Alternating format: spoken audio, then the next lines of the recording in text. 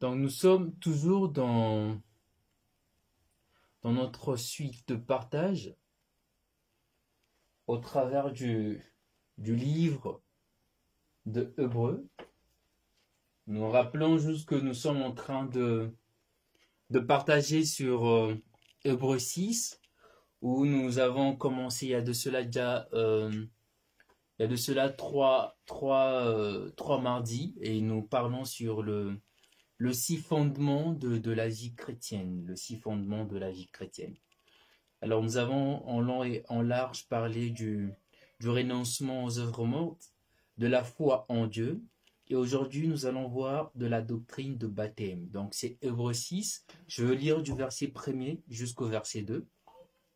C'est pourquoi, laissant les éléments de la parole de Christ, tendant à ce qui est parfait, sans poser de nouveau le fondement du renoncement aux œuvres mortes, de la foi en Dieu, de la doctrine de baptême, de l'imposition de main, de la résurrection de mort et du jugement éternel. Alors aujourd'hui, nous allons parler de la doctrine de baptême. Alors, je m'aurais déjà essayé en fait de claircir sur la doctrine de baptême pour que nous puissions quand même être sur la même longueur d'onde. Ici, lorsque le bien-aimé parle de la doctrine de baptême, il ne fait pas allusion au baptême qui est le baptême de Christ, mais il fait plutôt allusion aux ablutions. Pour mieux comprendre cela, pour peut-être ceux qui pourront pousser plus encore de recherche, il y a deux termes qui se ressemblent tellement. C'est le baptême dont on parle ici et le baptême de Christ. Mais le Nouveau Testament, dans l'origine, ou bien la langue qui a été traduite, c'est la langue grecque, nous parle de baptizo et des baptimaux. Baptizo qui fait allusion bien sûr à l'immersion qui est bien sûr le baptême de Christ. Nous pourrions peut-être prendre nos Bibles pour mieux voir cela en détail. Alors nous allons plutôt prendre acte 10, c'est l'histoire avec Corneille. Acte 10, le verset 47, que je veux lire.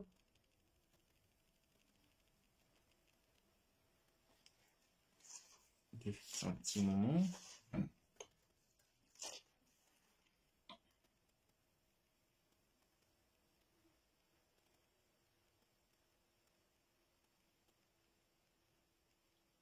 Voilà, acte 10, le verset 47. Alors Pierre dit, peut-on refuser l'eau de baptême à ceux qui ont reçu le Saint-Esprit aussi bien que à nous? Ici, lorsque le bien-aimé le bien-aimé Pierre parle, il fait allusion au baptême de Christ. Nous nous rappelons bien sûr de Corneille, dont dont le Seigneur a envoyé l'ange s'est révélé à Corneille, et qui Corneille était certes de bonne foi, qui présentait on va dire, des signes d'une personne qui croit, mais en qui cette personne n'avait pas eu le baptême. Cette personne, on peut dire, ne répondait pas à tous les critères.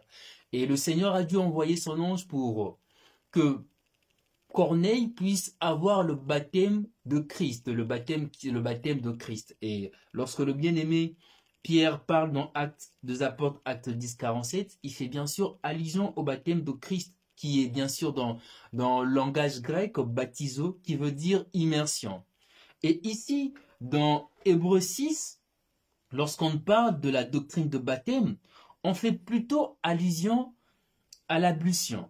Et pour mieux comprendre cela, nous allons peut-être voir plusieurs passages à la fois. Je nous propose premièrement Hébreux 9, du verset 9 à 10.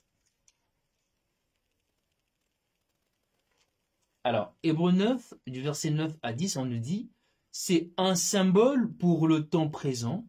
Il signifie que le don et le sacrifice présentés ne peuvent rendre parfait sous le rapport de la conscience celui qui rompt ses cultes.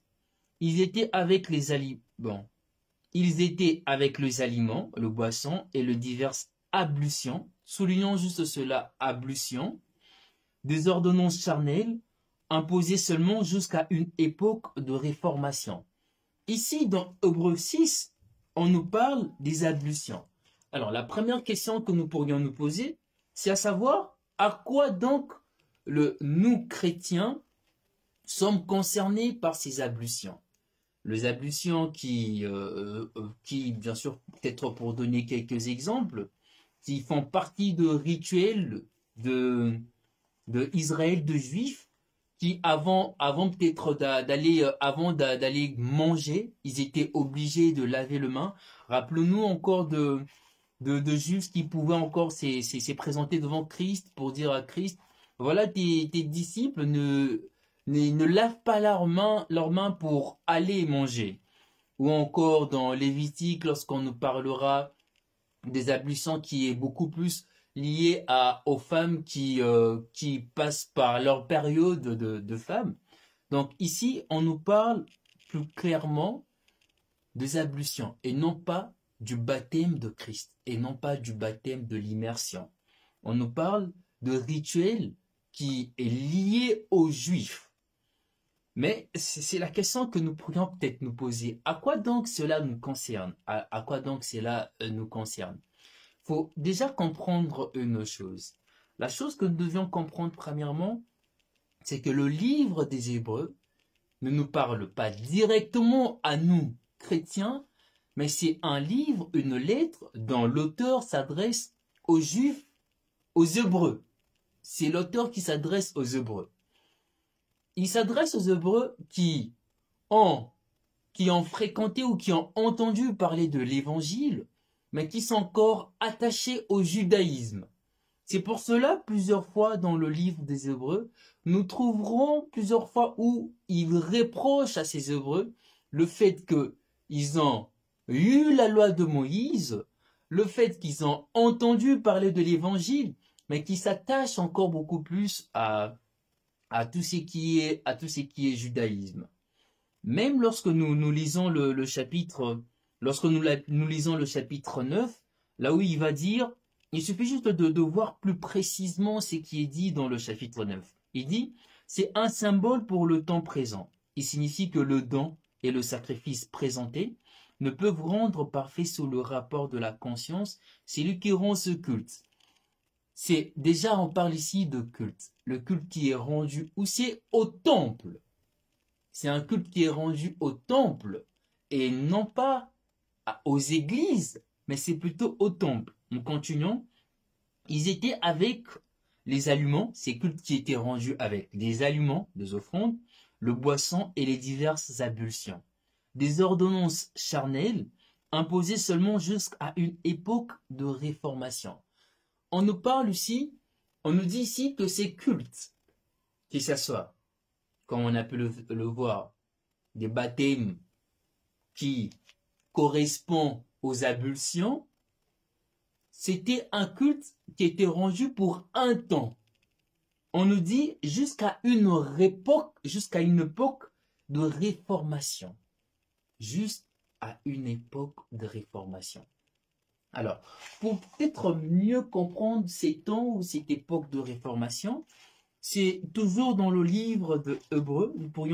Nous allons prendre Hébreux 1, là où le bien-aimé nous dit, après avoir à plusieurs reprises et de plusieurs manières parlé à nos pères par de prophètes, Dieu dans ces derniers temps nous a parlé par le Fils, il a établi héritier de toutes choses, par lui, il a aussi créé l'univers. Ici on nous dit qu'à une certaine époque, à un certain temps, à une certaine période, Dieu parlait au peuple par de prophètes. Alors, par quel prophète? Nous allons peut-être, il suffit juste de jeter un petit coup d'œil sur l'Ancien Testament. Plusieurs fois, on nous citera le nom de Moïse qui conduisait le peuple. Dieu parlait au peuple par Moïse, par Aaron, par plusieurs prophètes. Et ces prophètes-là, c'était des prophètes que Dieu avait choisis pour conduire son peuple. Et il leur parlait plusieurs fois par ces prophètes. Et c'était pendant ces temps-là. Pendant ces temps où c'était le temps de prophète. Et on nous dit maintenant. Alors, pour juste préciser, là on nous parle de maintenant, on nous parle de la période où Christ commence les enseignements, où le Seigneur commence à enseigner la parole, à enseigner l'évangile. On nous dit maintenant, Dieu nous parle au travers de son Fils qu'il a choisi. Si le bien-aimé fait comprendre aux Hébreux que ce n'est plus le temps, on n'est plus dans cette même période où on nous parlait au travers de prophètes, mais on est dans cette période où Dieu nous parle au travers de son Fils, au travers de sa parole, au travers de la parole qui est son Fils, le Fils qui s'est acquis, le Fils qui s'est choisi. Le Fils qui s'est choisi. Et plus encore, nous pourrions encore prendre encore un autre passage, c'est toujours dans, on va toujours rester dans Hébreux. Nous allons prendre Hébreux 2, du verset 1er jusqu'au verset 4. Nous lisons, c'est juste pour mieux comprendre que le livre de Hébreux est plutôt destiné aux Hébreux et non pas aux chrétiens. Mais nous pourrions tirer bien sûr des enseignements là-dessus, mais c'est beaucoup plus destiné aux Hébreux. Nous prenons Hébreux 2 du verset 1er jusqu'au verset 4. C'est pourquoi nous devons d'autant plus nous attacher aux choses que nous avons entendues, de peur que nous soyons emportés loin d'elles. Les choses que nous avons entendues. Si nous revenons encore sur Hébreux 1, on nous parle d'un temps où Dieu parlait au travers de qui? Au travers de prophètes. Ici, on nous dit de choses qu'ils ont entendues. Qu'ils ont entendues d'où? Par le prophète. Par de prophètes. Continuons. Car si la parole annoncée par des anges a eu son effet, et si toute transgression et toute désobéissance ont reçu une juste rétribution, comment échapperons-nous en négligeant un si grand salut? Le salut annoncé d'abord par le Seigneur nous a été confirmé par ceux qui l'ont entendu. Dieu, appuyant leur témoignage par de signes, par de prodiges et divers miracles, et par le don du Saint-Esprit distribué selon sa volonté.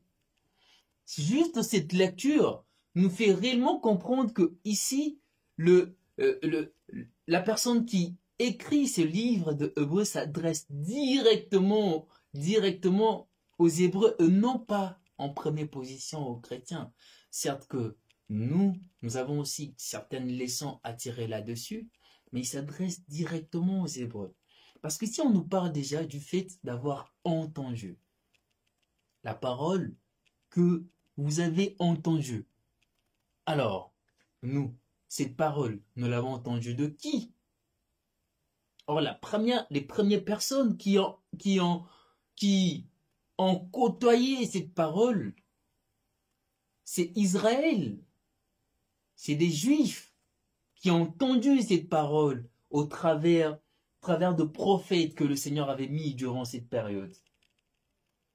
Au travers de prophètes que le Seigneur avait mis durant cette période. Pour toujours pousser l'idée, afin que nous puissions vraiment comprendre que c'est vraiment un passage ou bien un livre qui est beaucoup plus destiné aux Hébreux, et que ici on ne nous parle pas du baptême de Christ, mais on nous parle beaucoup plus au rituel qui est lié au culte judaïsme. Nous allons toujours rester dans Hébreux 6, nous allons prendre du verset 4 jusqu'au verset 6. Car il est impossible que ceux qui ont été une fois éclairés, qui ont goûté le don céleste, qui ont eu part au Saint-Esprit, qui ont goûté la bonne parole de Dieu et la puissance du siècle à venir, et qui sont tombés, soient encore renouvelés et amenés à la repentance, puisqu'ils crucifient pour leur part le Fils de Dieu et l'expose à l'ignominie. Je répète, car il est impossible que ceux qui ont été une fois éclairés par qui? Rappelons-nous que le Seigneur se présente comme étant la lumière venue dans ces mondes. Cette lumière dont le Juif, en eut pour un certain temps. Rappelons-nous encore de la marche d'Israël, où le Seigneur s'est présenté comme un nuée pour conduire encore le peuple, ou bien comme une lumière pendant la nuit. Cette lumière que les Juifs ont eue un certain temps. Cette lumière qui, au temps passé, était cette nuée-là, mais qui représentait Christ. Mais Christ étant venu dans ce monde, cette lumière qu'ils ont côtoyée, parce qu'ils ont côtoyé Christ. On nous dit encore, qui ont goûté le don céleste, qui ont eu part au Saint-Esprit. Ils ont eu part au Saint-Esprit, c'est pas qu'ils ont eu le Saint-Esprit, mais qu'ils ont profité de la manifestation du Saint-Esprit. Qu'ils ont vu la manifestation du Saint-Esprit. Oui, ces livres est beaucoup plus orienté aux Hébreux, mais pourquoi ces livres est orienté aux Hébreux? Ces livres parlent de toutes ces personnes juives qui ont entendu l'évangile, mais qui se laissent encore soit diriger ou soit qui ont encore le cœur attaché au rituel, au judaïsme, qui ont encore un cœur qui est partagé, qui n'arrive pas à prendre une décision. Et au travers de ce livre, le bien-aimé frappe encore plus, leur dit que vous avez eu part à cela. Vous avez vu ces miracles. Vous avez vu cela. Et aujourd'hui, on vous parle de l'agneau de Dieu qui purifie le péché. Et non, vous n'êtes plus appelés à offrir les holocaustes, à faire cela, parce que même en offrant cela, vos péchés ne seront pas purifiés. Il rappelle cela aux Hébreux. Il leur dit, maintenant que vous avez Christ, pourquoi restez-vous encore attachés au rite, au rituel du judaïsme? Pourquoi restez-vous encore attachés à cela?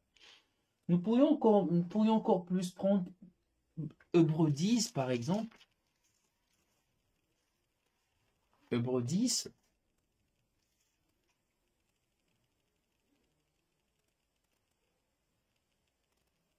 Hébreux 10, juste le verset premier, où le bien-aimé dit, en effet, la loi qui possède une ombre de biens à venir, et non l'exacte représentation de choses, ne peut jamais par le même sacrifice qu'on offre perpétuellement chaque année, amener les assistants à la perfection. Ici, on nous dit que la loi, aussi bonne qu'elle était, cette loi ne peut jamais ramener, même avec tous les cultes des ablutions, parce que l'ablution, pour eux, c'était un signe de purification extérieure c'était un rite religieux qui convainquait bien, qui faisait croire à la personne qui le faisait, ou qui purifiait cette personne extérieurement, on peut dire. Si on nous dit, la loi aussi bonne qu'elle peut l'être, ne peut jamais ramener une personne à une purification, ne peut jamais purifier une personne. Et nous continuons toujours la même lecture, toujours dans Hébreux 10. Autrement, n'auront-on pas cessé de les offrir, puisque ceux qui rendent ces cultes, étant une fois purifiés, n'auraient plus eu aucune conscience de leur péché. On nous rappelle, on nous dit, si la loi était aussi bonne, ou si en faisant ces ablutions-là, si en rendant ce culte-là, on s'est purifié de nos péchés, pourquoi alors les souvenirs de ces péchés restaient constamment sur la conscience de personnes qui rendaient ce culte? Et le bien-aimé conclut en disant, car il est impossible que le sang de taureau et de bouc ôte le péché. C'est pourquoi Christ, entrant dans le monde, dit, tu n'as voulu ni sacrifice ni offrande, mais tu m'as formé un corps. Tu n'as voulu ni sacrifice ni offrande, mais tu m'as formé un corps. Oui. Ici, le bien-aimé fait juste comprendre aux lecteurs de ces livres, aux personnes destinées aux Hébreux, il leur a juste fait comprendre que la loi aussi bonne qu'elle est, la loi aussi pure qu'elle puisse l'être, ne pouvait jamais vous purifier. Parce que même en rendant ces cultes, même en faisant tous ces cultes d'ablution et bien d'autres, le conscience du péché, le péché restait toujours dans vos souvenirs. C'est pour cela que Dieu a donné Christ, qui s'est livré une seule fois sur la croix pour purifier vos péchés, le péché de toute personne qui l'accepte. Alors, pourquoi restez-vous toujours attaché au judaïsme? Pourquoi restez-vous toujours sur ces principes élémentaires?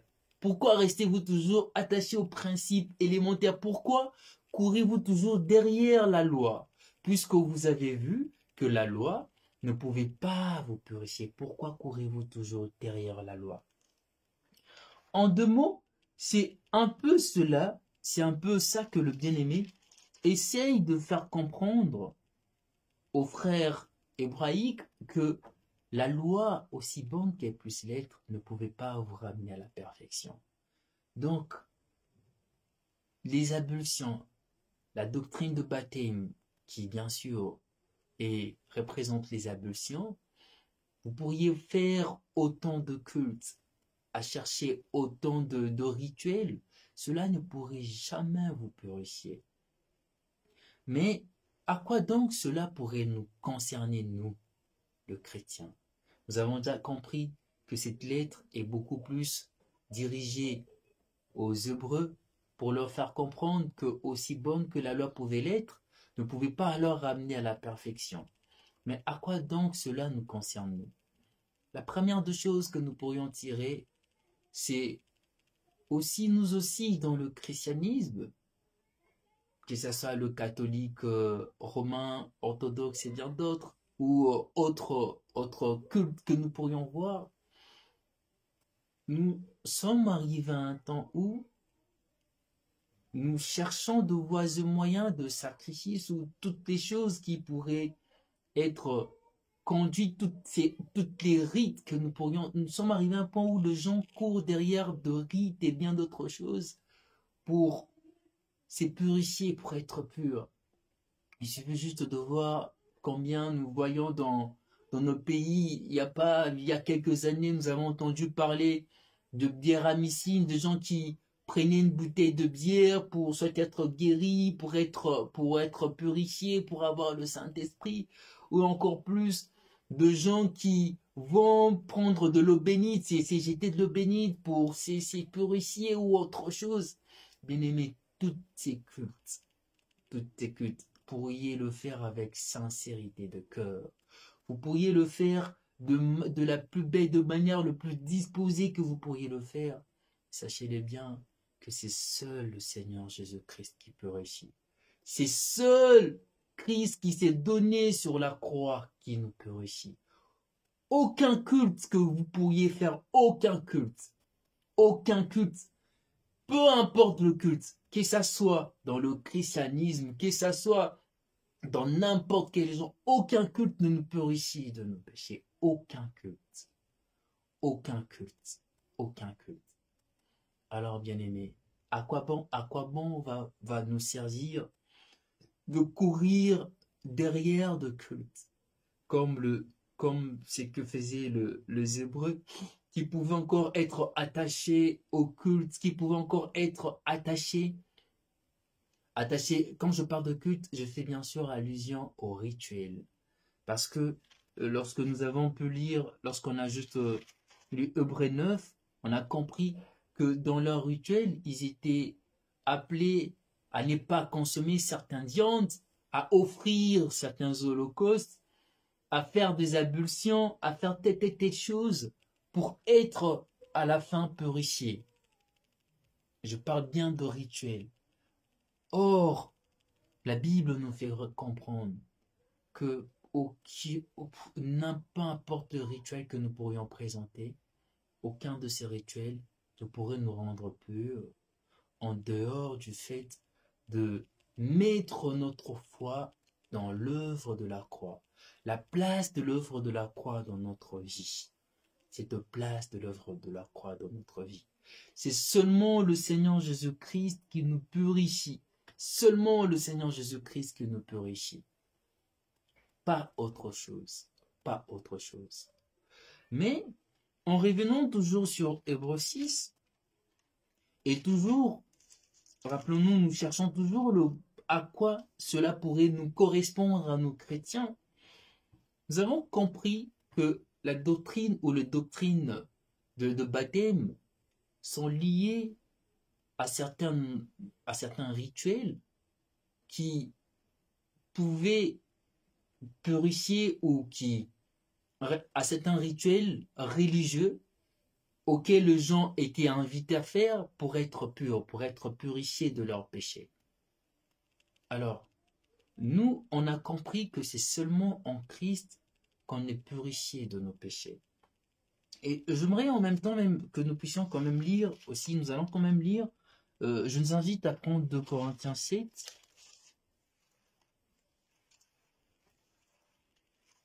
2 Corinthiens 7, le verset 1er, c'est juste pour comprendre. Alors, vu que nous, dans le christianisme, on n'est pas amené à faire de rituels, on est tout simplement amené à faire confiance en Christ pour être purifié de nos péchés. Alors, à quoi pourrait correspondre notre marche ou cette conscience-là? Qu'est-ce que nous pourrions faire comme démarche pour mettre pleinement notre foi en Christ? Je vais déjà premièrement commencer par lire 2 Corinthiens 7.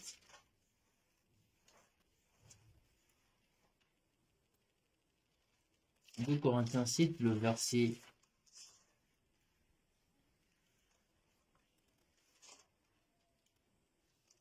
1er que je vais lire. Ayant donc de telles promesses, bien-aimés, purifions-nous de toute souillure de la chair et de l'esprit, en achevant notre sanctification dans la crainte de Dieu. Puisque c'est le Seigneur qui nous purifie. Ici, le bien-aimé nous parle, et là il nous parle directement à nous chrétiens, il nous dit, ayant donc de telles promesses, purifions-nous de toute souillure. Donc c'est cette démarche que nous devions, c'est une démarche que nous devions faire où nous avons une action à faire, de nous purifier de toute souillure. Et rappelons-nous que j'ai bien pu dire que notre purification, nous l'avons en Christ, c'est Christ qui nous purifie. Mais cela n'est pas contradictoire dans le sens où nous sommes purifiés en Christ, mais il y a cette démarche pour arriver à cette purification-là. Et cette démarche dont le bien-aimé nous parle ici dans 2 Corinthiens 7, est beaucoup plus expliqué dans 1 Jean, et c'est peut-être par là que nous allons beaucoup plus nous arrêter pour comprendre plus en détail ce qui nous est dit. Dans 1 Jean 1, le verset 7, que je veux lire, « Mais si nous marchons dans la lumière, comme il est lui-même dans la lumière, nous sommes mutuellement en communion, et le sang de Jésus, son Fils, nous purifie de tout péché. » La première des choses qu'on nous dit, c'est de marcher dans la lumière, être continuellement dans la lumière. La lumière qui est Christ, et Christ qui représente la vérité. On peut dire être continuellement dans la lumière, c'est être attaché dans la vérité qui est Christ. être vrai dans notre démarche. C'est la première des choses que nous devions déjà nous-mêmes faire. Regardons au plus profond de nous si nous sommes premièrement vrais dans notre marche avec le Seigneur. Être vrai dans notre marche avec le Seigneur, c'est de l'accepter comme on a pu le dire l'autre fois, en mettant foi en Dieu, c'est de l'accepter tel qu'il se présente devant nous. Accepter le Seigneur tel qu'il est, dans sa justice, dans son amour, dans sa, dans, dans sa magnificence, dans sa miséricorde. L'accepter tel qu'il est, être en communion avec lui. On dit, mais si nous marchons dans la lumière, marcher dans la lumière, être constamment dans la lumière. Marcher dans la lumière, c'est pour donner un simple exemple, lorsqu'il fait noir et que il y a une lumière quelque part, une personne qui marche dans cette lumière, on peut bel et bien identifier, premièrement, qu'est-ce que la personne porte? Les habits de la personne. Peut-être c'est une chemise rouge, on peut dire que la personne porte une chemise rouge. Peut-être c'est une chemise noire, on peut dire que la personne porte une chemise noire. De chaussures bleues, la personne s'est coiffée de telle sorte, la personne porte de lunettes ou pas. On peut détailler cette personne parce que cette personne est dans la lumière. Parce que cette personne est dans la lumière. Alors, cela pourrait déjà nous ramener à, à répondre à, à répondre à cette question ou bien à tout ce que nous entendons à gauche ou droite. Ne jugez pas, ne me jugez pas selon l'apparence, ne regardez pas selon mon habillement, ne regardez pas à ce que je pourrais présenter, mais c'est le cœur qui parle.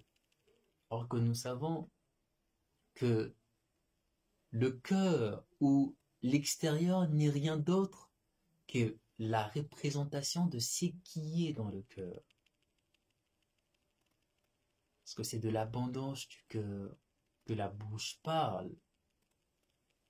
C'est de l'abondance du cœur que la bouche parle. Donc si ton cœur est dans la lumière, si ton cœur est vrai, on va le voir ça sera extériorisé. On va le voir de l'extérieur. Que réellement la personne est vraie. Que réellement la personne marche dans la lumière avec Dieu. Nous continuons. On nous dit, comme il est lui-même dans la lumière. Ça veut dire, si nous, ça veut dire si on dit que nous sommes dans la lumière, si on se dit être dans la lumière, et que notre démarche ne correspond pas à ce que Christ dit de ceux qui sont dans la lumière, ça veut tout simplement dire que nous ne sommes pas dans la lumière. Nous pourrions haut et fort dire que nous sommes chrétiens, mais si les actes que nous manifestons ne correspondent pas aux actes que le Seigneur attend de nous, cela veut tout simplement dire que nous ne sommes pas dans la lumière. Et si nous ne sommes pas dans la lumière, la Bible dit plutôt, comme il est lui-même dans la lumière, nous sommes mutuellement en communion avec lui. Nous sommes mutuellement en communion avec lui. Nous marchons dans la lumière, nous manifestons des actes de ceux qui sont dans la lumière, et oui, nous sommes continuellement en communion avec lui. Et c'est de cette communion-là qui pourrait tout simplement découler nos actes à nous. Parce que nous avons pu le dire l'autre fois, que la foi en Dieu ou la foi n'est rien d'autre que la confiance que nous avons en Dieu. N'est rien d'autre que la confiance que nous avons en Dieu. Et avoir une conscience à une personne, c'est être en communion aussi avec cette personne. Être en communion avec cette personne. Et on nous dit, et le sang de Jésus, son Fils, nous purifie de tout péché. Et le sang de Christ nous purifie de tout péché. Et le sang de Christ nous purifie de tout péché. En revenant dans le livre de Corinthiens, le passage que nous venons de lire, de Corinthiens 7. Ayant donc de telles promesses, purifions-nous de toute souillure. Nous avons compris que cette démarche de la purification commence par le fait déjà d'être dans la lumière, être vrai, être dans la lumière avec le Seigneur, marcher selon le précepte du Seigneur, être continuellement en communion avec lui. Et on nous dit, en achevant notre sanctification dans la crainte de Dieu, en achevant notre sanctification dans la crainte de Dieu. Bien-aimés, il est vrai, comme on a pu le dire, que le livre ou ce qui est dit dans Hébreux 6 concernant le baptême, la doctrine de baptême est beaucoup plus liée au rituel qui était bien sûr pour le judaïsme, et malheureusement beaucoup sont toujours dans ces rituels-là, mais on nous a fait aussi comprendre que ces rituels-là ne pouvaient pas purifier, ne pouvaient pas ramener à la perfection les gens qui le faisaient, parce qu'on est purifié en Christ. Mais nous aussi étant chrétiens, ces passages nous font comprendre que aucun de nos rituels, aucun rituel que nous pourrions faire pourrait nous purifier. On ne purifiait qu'en Christ. Et le bien-aimé nous parle encore, nous dit, dans cette démarche d'être parfait, d'être pur, parfait comme le Seigneur nous le demande dans cette démarche, commence premièrement par le fait d'être dans la lumière, d'être vrai, d'être dans la lumière, d'être vrai. Alors les questions que nous pourrions nous poser, nous aujourd'hui, c'est à savoir, sommes-nous réellement dans la lumière? Si déjà de base, nous ne sommes pas dans la lumière, nous pourrions passer du temps à crier haut et fort. Nous pourrions aller faire n'importe quel rituel. Nous pourrions prendre des temps de jeûne et bien d'autres pour demander pardon, nous purifier du péché. Mais si nous ne sommes pas vrais, si nous ne sommes pas dans la lumière, cela servirait à rien. Cela servirait à rien parce que cela va juste se résumer comme si c'était comme si c'était de rituels que nous faisons. Or que la démarche commence par le fait déjà d'être dans la lumière, d'accepter d'être mis aux yeux de tous, d'accepter de marcher dans la lumière, d'accepter de marcher selon ce que le Seigneur attend de nous. Le fait de venir à l'église, d'offrir, de donner de dîmes, d'offrir de sacrifices, de faire autant de sacrifices, de prendre du temps à s'immerger de l'eau bénite, de prendre du temps à faire tout ce qui est rituel, cela ne servira à rien. Parce que la Bible nous dit déjà que Dieu ne prend pas plaisir au sacrifice, mais il prend plaisir à un cœur brisé. Et c'est ce cœur brisé qui est dans la lumière. C'est ce cœur brisé qui est un cœur qui accepte d'être dans la lumière, qui est dans cette communion avec le Seigneur. Alors, bien-aimés, sommes-nous réellement dans une marche où on pourrait dire que nous sommes en communion avec le Seigneur? Si ce n'est pas le cas, sachant-le premièrement que ça va ne servir à rien de faire de rituels, ça va ne servir à rien de chercher à prendre tout ces, à prendre d'être, on va se dire que je veux prendre une semaine où je veux faire tes prières. Non, cela va nous servir à rien. Ce qui nous est important, ce qui nous est utile, c'est le Seigneur Jésus-Christ. C'est tout simplement de le faire conscience, d'accepter de marcher dans la lumière qu'il est, parce que nous dit lui-même que nous sommes la lumière de la terre. Il nous dit qu'on ne peut pas cacher nos lumières, on met nos lumières pour éclairer. Oui. Acceptons le Seigneur avec sincérité de cœur. Acceptons le Seigneur avec un cœur brisé. Avec un cœur brisé. Acceptons le Seigneur avec un réel renoncement des œuvres mortes. Et le Seigneur lui-même s'échargera de nous purifier. Le Seigneur qui nous purifie par le sang de l'agneau, parce qu'il a donné Christ pour que nous puissions être purs, pour nous purifier. Et oui, il est possible, pour ceux qui pensent que c'est impossible de vivre une vie de sainteté, bien-aimés, laissez-moi vous dire qu'il est possible de vivre une vie de sainteté. Et cela dépend juste de notre communion avec le Seigneur. Cela dépend juste de notre communion avec le Seigneur. Donc, j'espère que nous avons saisi déjà le sens de ce verset, le sens de cette base, la doctrine de baptême. Et nous avons aussi tiré de leçons par rapport à nous, chrétiens, nous qui ne sommes pas appelés à rendre de rituels de culte, mais nous qui sommes appelés à faire confiance pleinement au Seigneur, mais dans cette démarche, à nous séparer de tout ce qui est sûr, à nous séparer de toutes les choses et à être vrai et dans la lumière. J'espère vraiment que nous avons tous compris cela. Et nous allons peut-être nous accorder un petit, on va dire 2 minutes au cas où il y aurait des questions. On va s'accorder 2 minutes. Je veux déjà voir de mon côté si j'ai des questions.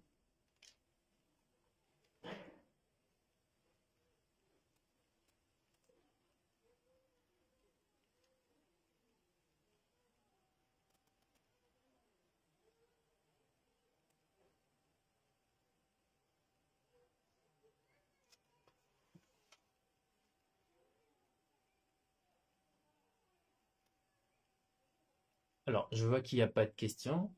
Alors, bien aimé, nous avons compris que aucun rituel religieux ne peut nous pousser, ou bien ne peut produire la pureté. C'est seulement au nom de Jésus-Christ que nous sommes purifiés, par le sang de l'agneau que nous sommes purifiés. Et comme on pourrait le dire, la balle est de notre camp. C'est à nous de faire cette démarche-là, d'être vrais avec le Seigneur, de nous séparer de toutes les choses qui ne le glorifient pas, et surtout de rester dans cette communion avec le Seigneur. Donc, je nous souhaite vraiment à tous une très bonne soirée. Que le Seigneur nous bénisse. On va prier par rapport à ce que le Seigneur nous a mis à cœur aujourd'hui. Et nous allons en même temps s'y confier cette semaine entre les mains du Seigneur. Donc, prions. Éternel, nous te remercions, Seigneur. Nous te remercions, tendre Père, parce que c'est l'œuvre de la croix éternelle que tu nous rends purs, éternel. C'est ne pas attendre, Père, par nos sacrifices, ce n'est pas éternel par nos forces, ce n'est point, Seigneur Papa, par des choses que nous pourrions faire, éternel, mais c'est par l'œuvre de la croix, éternel, oui. Éternel, c'est que tu nous demandes, tendre Père, c'est tout simplement de te faire confiance, Seigneur, de faire cette démarche, de tout laisser, Seigneur, pour te suivre et d'être constamment, éternel, en communion avec toi. Tu connais le cœur de tout un chacun, éternel. Tu connais, Seigneur, la faiblesse de tout un chacun, éternel. De ceux qui, éternel, sont encore loin, éternel, de la lumière, car tu es la lumière éternelle. Nous te prions que tu puisses éclairer encore leur cœur éternel, que tu puisses leur ramener, Seigneur, à comprendre, Seigneur, oui, à comprendre, tendre Père, que tu as tout accompli sur la croix, que nous ne sommes pas appelés, éternel, à faire encore des rituels, à nous agenouiller devant des statues, à nous immerger, à offrir de choses, étant nous ne sommes pas appelés à cela, mais nous sommes appelés, Seigneur, à nous offrir nous-mêmes à 100% à toi, éternel. C'est cela, c'est que tu attends de nous, tendre Père.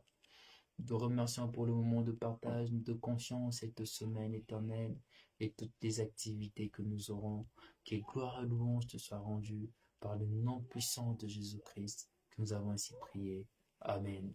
Je nous souhaite à tous de passer une très bonne soirée. Que le Seigneur vous bénisse.